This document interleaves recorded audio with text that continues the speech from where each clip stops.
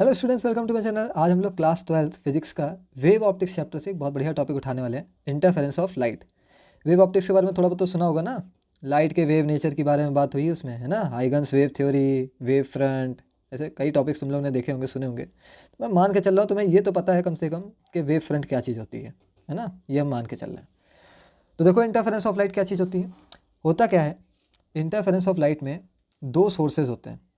और दो सोर्सेज से जो वेव जनरेट होती हैं वो आपस में क्या कर देंगी, सुपर इम्पोज कर जाती हैं, एक दूसरे को इंटरफेयर कर देती हैं। जैसे कि यहाँ पर फिगर जो मैंने लगाया है, इससे तुम समझ सकते हो।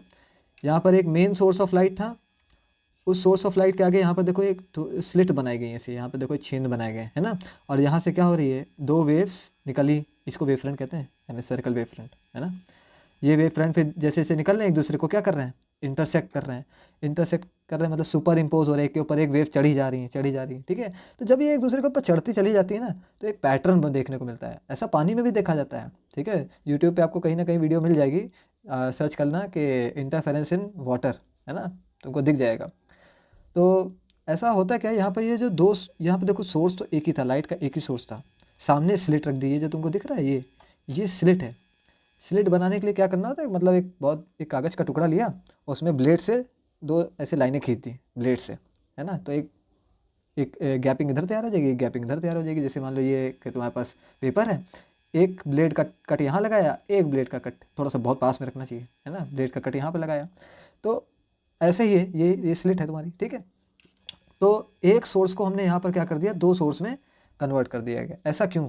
क्योंकि देखो भाई यार, इंटरफेरेंस जो है फिनोमिना है, ये तुमको तभी देखने को मिलता है जब ये जो सोर्सेस दो हों, और दोनों ही कैसे होने चाहिए, कोहेरेंट होने चाहिए। ये दो सोर्सेस कोहेरेंट, कोहेरेंट का मतलब क्या चीज़ है भाई? कोहेरेंट का मतलब ये होता है, पहली चीज़ तो जो लाइट निकले इन दोनों छेदों से, स्लिट से, सेम फ्रीक्वेंसी की हो, है ना, मतलब कलर तो सेम ही होना चाहिए, ठीक। और दूसरी चीज़, या तो फेज डिफरेंस जीरो हो दोनों के बीच, या फिर फेज डिफरेंस अगर है तो कांस्टेंट हो, पूरे रास्ते कांस्टेंट फेज डिफरेंस हो। फेज डिफरेंस के लिए तुम बहुत सिंपल तरीके से एक बात समझ लो। जैसे मान लो ये हमारे दो उंगलियां हो गई, ठीक है। ये दोनों अगर एक साथ उठ रही हैं और एक साथ बैठ रही हैं, तो इसका मतलब इनके बीच में कोई लैग नहीं है। जब ये वाली उंगली ऊपर जाती है, उसी समय ये वाली भी उंगली ऊपर जा रही है।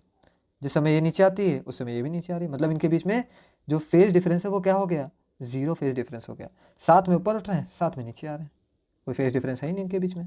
ठीक ऐसे ये जो दो वेव्स निकल रही हैं, इनमें भी या तो जीरो फेज डिफरेंस होना चाहिए, ठीक है। वेव्स कैसे बनती है, एक क्रस्ट बनता है, एक ट्रफ बनता है, तो साथ साथ क्रस्ट, साथ साथ ट्रफ, साथ साथ क्रस्ट, साथ साथ ट्रफ, तो फेज डिफरेंस है ही नहीं। और अगर है भी फेज डिफरेंस, तो फिर कांस्टेंट रहना चाहिए, ठीक है। इसलिए यहाँ पर एक सोर्स के आगे क्या कर दी गई है, स्लिट लगा दी गई हैं, और उन स्लिट से जब लाइट गुजरेगी तो सेम फेज के साथ निकलेगी, ठीक। अब ये आगे चल के देख रहे हो क्या हो रहा है, आगे चल के सुपर इम्पोज हो रहे हैं, इंटरसेक्ट कर रहे हैं। तो इंटरसेक्ट करने के बाद तुमको देखो कुछ पैटर्न देखने को मिल रहा है, ऐसा लाइट में होता भी है, ठीक है। कहीं कहीं पे देखो यहाँ पर लाइट दिख रही है, और कहीं पर क्या हो रहा है, अंधेरा हो रहा है, ठीक। तो जहाँ पर लाइट दिख रही है, जहाँ पर लाइट दिख रही है उसको कहते हैं ब्राइट फ्रिंज। क्या कहते हैं, बोलो भैया, ब्राइट फ्रिंज, ठीक है। और जहाँ पर अंधेरा है वहाँ पर क्या, डार्क फ्रिंज, उसको डार्क फ्रिंज कहते हैं। तो ये इंटरफेरेंस ही है, ये लाइट का इंटरफेरेंस है। इसमें तुमको कहीं कहीं पे ब्राइट फ्रिंज देखते हैं और कहीं पर डार्क फ्रिंज देखते हैं। तो इन इंटरफेरेंस को, ये जो एक तरफ ब्राइट मिल रहा है और एक तरफ डार्क मिल रहा है, इस इंटरफेरेंस को हम लोग कंस्ट्रक्टिव और डिस्ट्रक्टिव इंटरफेरेंस बोलते हैं। कंस्ट्रक्टिव और डिस्ट्रक्टिव इंटरफेरेंस। अब कंस्ट्रक्टिव से तुम्हारे दिमाग में कुछ तो चमका होगा। कंस्ट्रक्टिव मतलब जहाँ पर तुमको फ्रिंज दिख रही है, ब्राइट दिख रहा है, कुछ दिख रहा है, ठीक है, मैक्सिमा या ब्राइट फ्रिंज। डिस्ट्रक्टिव किसको कहोगे, जहाँ लाइट है ही नहीं, अंधेरा है, डार्क, मिनिमा, समझ रहे हो, मिनिमा, उसको मिनिमा कह देते हैं, ठीक। तो या तो कंस्ट्रक्टिव इंटरफेरेंस होगा या फिर डिस्ट्रक्टिव इंटरफेरेंस होगा। बात समझे? तो इंटरफेरेंस अगर तुमको चाहिए, पहली बात तो दो सोर्सेज चाहिए होंगे, और दोनों सोर्सेज क्या होने चाहिए, कोहेरेंट होने चाहिए। अब कोहेरेंट का मतलब तुम्हें समझ में आ गया है। और दो टाइप के इंटरफेरेंस होते हैं, एक होता है कंस्ट्रक्टिव इंटरफेरेंस और एक होता है डिस्ट्रक्टिव इंटरफेरेंस, ठीक। अच्छा, अब समझो जरा, थोड़ी ऊपर ऊपर की बातें कर रहे हैं, ठीक है, बहुत ज़्यादा डेप्थ में नहीं जाएंगे, टाइम पास नहीं करेंगे, ठीक। मेन मेन खास बात, पेपर आने भाई। कंस्ट्रक्टिव इंटरफेरेंस देखो क्या चीज़ होती है। कंस्ट्रक्टिव इंटरफेरेंस में ये तो समझ में आ गया, जो ब्राइट फ्रिंजेस बन रही है उसको कंस्ट्रक्टिव इंटरफेरेंस कहते हैं। अब कंस्ट्रक्टिव इंटरफेरेंस के लिए, ठीक है, तुमको एक चीज़ समझनी होगी वेव का सुपर इम्पोजिशन, एक सुपर पोजिशन प्रिंसिपल होता है, क्लास 11th में भी था। वो कहता है कि अगर मान लो दो वेव्स हैं, एक के ऊपर एक सुपर इम्पोज हो ही रही, देखो यहाँ से दो वेव्स निकली, एक के ऊपर एक क्या हो गई, सुपर इम्पोज हो गई। जब दो वेव्स एक दूसरे पे क्या होती हैं, सुपर इम्पोज हो जाती हैं, ठीक है, सुपर इम्पोज कर जाती हैं, तो इनसे एक तैयार होती है एक रिजल्टेंट वेव, और रिजल्टेंट वेव का क्या होगा, एम्पलीट्यूड ज़्यादा होगा। अब उसका डिस्प्लेसमेंट कैलकुलेट कैसे किया जाएगा, तो रिजल्टेंट वेव का डिस्प्लेसमेंट यानी कि y बराबर होगा पहली वाली वेव का डिस्प्लेसमेंट यानी कि y1 और दूसरी वाली वेव का डिस्प्लेसमेंट यानी कि y2, इन दोनों के वेक्टर एडिशन के बराबर, इन दोनों के वेक्टर एडिशन के बराबर होता है। इसको कहते हैं प्रिंसिपल ऑफ सुपर पोजिशन। तो जब ये दो वेव्स आपस में सुपर इम्पोज कर जाते हैं, ठीक है, तो जो इनका रिजल्टेंट एम्पलीट्यूड होता है, रिजल्टेंट एम्पलीट्यूड डायरेक्ट फॉर्मूला समझो सीधे, ठीक है, डायरेक्ट जो इनका रिजल्टेंट एम्पलीट्यूड होगा वो किसके बराबर होगा, under root a1 square plus a2 square plus 2a1 a2 cos theta या कॉस फाई, ठीक है, 2a1 a2 कॉस फाई, ठीक है, पूरा अंडर रूट के अंदर है। अब तुम सोच रहे हो a1 a2 क्या है, कॉस फाई क्या है, तो भैया देखो ये क्या है, जो दो स्लिट्स थी अपनी, यहाँ से एक वेव जा रही थी, एक यहाँ से वेव जा रही थी। वेव की बहुत सिंपल इक्वेशन तुमने पढ़ी है भाई साहब 11th में, ठीक है, अभी ये अल्टरनेटिंग करंट चैप्टर पढ़ा होगा, उसमें भी आया होगा इक्वेशन ऐसा, ठीक। तो इक्वेशन होती है y is equal to a sine omega t. अच्छा, ये पहली वाली सोर्स से, पहली वाली स्लिट से निकल रही है, पहली वाली स्लिट से, तो इसको लिख देते हैं डिस्प्लेसमेंट y1, इसका एम्पलीट्यूड a1, और जो दूसरी वाली है उसका डिस्प्लेसमेंट y2, इसका amplitude a2 sine omega t plus phi. अब ये ओमेगा टी प्लस फाई मतलब फाई जो है वो इन दोनों वेव्स का क्या हो गया, फेज डिफरेंस हो गया, या तो जीरो हो सकता है या फिर कांस्टेंट हो सकता है, तभी तो सोर्स भाई साहब क्या होंगे, कोहेरेंट होंगे, है कि नहीं। तो ये एम्पलीट्यूड का फॉर्मूला जो दिख रहा है तुमको, तो इसमें a1 क्या हो गया, पहली वाली सोर्स का एम्पलीट्यूड, a2 क्या हो जाएगा, दूसरी वाली सोर्स का एम्पलीट्यूड, और जो कॉस फाई दिख रहा है, ये कॉस फाई क्या है, ये इनके बीच का फेज डिफरेंस है, ठीक। तो ये एम्पलीट्यूड का रिजल्टेंट एम्पलीट्यूड का फॉर्मूला होता है, ठीक।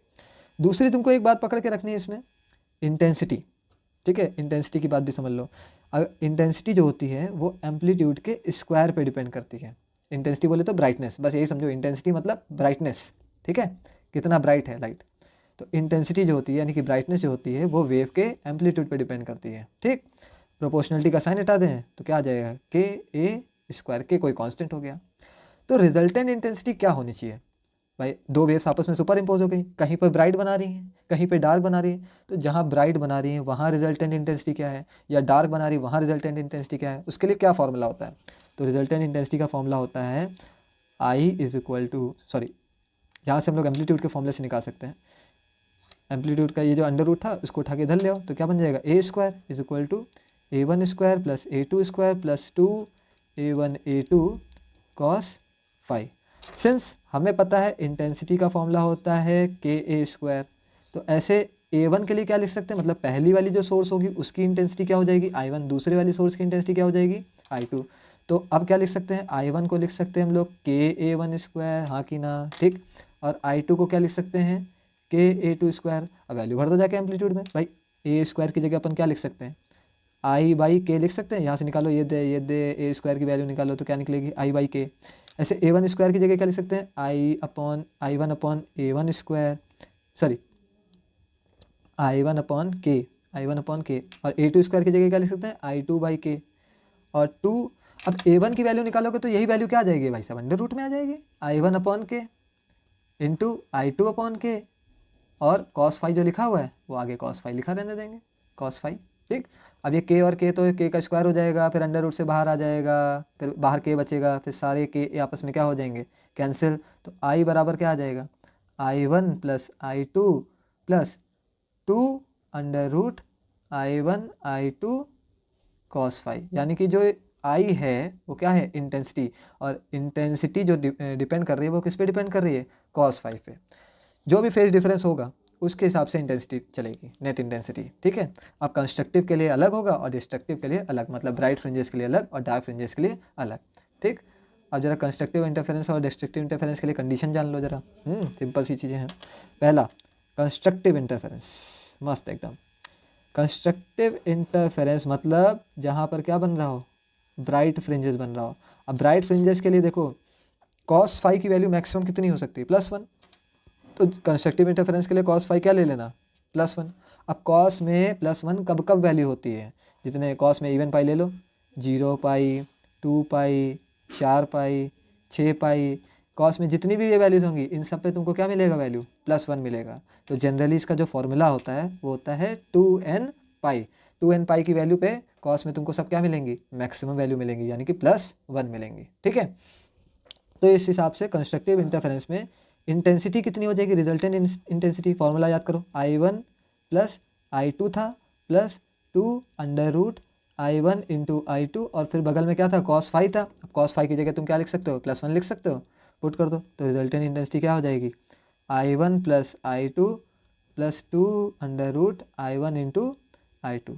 ये हो गई तुम्हारी क्या, रिजल्टेंट इंटेंसिटी। ठीक है, ये कंस्ट्रक्टिव इंटरफेरेंस के लिए हो गया। ऐसे डिस्ट्रक्टिव इंटरफेरेंस के लिए क्या लिख सकते हैं हम लोग, डिस्ट्रक्टिव के लिए क्या होगा, देखो डिस्ट्रक्टिव कब होता है, ऐसे समझो, कंस्ट्रक्टिव तब होता है जब क्रस्ट और क्रस्ट आपस में क्या हो रहे हो, टकरा रहे हो। और डिस्ट्रक्टिव कब होता है, जहाँ पर ट्रफ और ट्रफ वेव के आपस में टकरा गए हो, इन डिस्ट्रक्टिव इंटरफेरेंस। तो ट्रफ और ट्रफ के लिए cos फाई की वैल्यू 0 नहीं रख देना, cos फाई की वैल्यू क्या होगी, उल्टी डायरेक्शन में मैक्सिमम वैल्यू क्या होती है, -1। तो cos फाई की वैल्यू क्या होनी चाहिए, -1। तो वहाँ पर क्या मिलेंगे तुमको, डिस्ट्रक्टिव इंटरफेरेंस मिलेंगे। अब cos में कौन कौन सी वैल्यू होती है जो -1 देती हैं, 1 पाई, 3 पाई, जितने ऑड पाई मिलेंगे वो सब तुम्हें क्या दे देंगे, ये क्या कहते हैं, -1 वैल्यू देंगे। तो जनरल इसका फॉर्मूला हो जाता है 2n-1 पाई। इतना फेज डिफरेंस होना चाहिए, फाई की वैल्यू ये रखते चले जाओगे तुमको सारे क्या मिलेंगे, cos फाई की वैल्यू -1 मिलेगी। तो रिजल्टेंट इंटेंसिटी के लिए क्या हो जाएगा इसका, आई रिजल्टेंट इज इक्वल टू, भाई cos फाई की जगह -1 रखोगे तो यहाँ पर क्या आ जाएगा, माइनस आ जाएगा, I1 plus I2 minus 2 under root I1 into I2। बात समझा, ये हो गई तुम्हारी क्या, रिजल्टेंट इंटेंसिटी। तो हम लोग ने ये देख लिया इंटरफेरेंस क्या होता है, दो वेव्स का आपस में सुपरपोजिशन होता है। ठीक, और ये दो टाइप का होता है, एक कंस्ट्रक्टिव इंटरफेरेंस और एक डिस्ट्रक्टिव इंटरफेरेंस। कहाँ पर ब्राइट फ्रिंजेस मिलेंगी, कहाँ पर डार्क मिलेंगी, यानी कि जब कहाँ पर कंस्ट्रक्टिव होगा, कंस्ट्रक्टिव के लिए फाई की वैल्यू क्या होनी चाहिए, 2n पाई होनी चाहिए, या फिर cos फाई की वैल्यू क्या रखो, +1 रखो।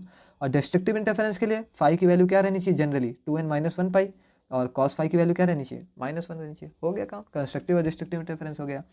अब इसके बाद हम लोग जो देखेंगे वो क्या देखेंगे, यंग्स डबल स्लिट एक्सपेरिमेंट, वो आप नेक्स्ट वीडियो में देखेंगे। अभी के लिए इतना ही याद रखना। Okay, best of luck.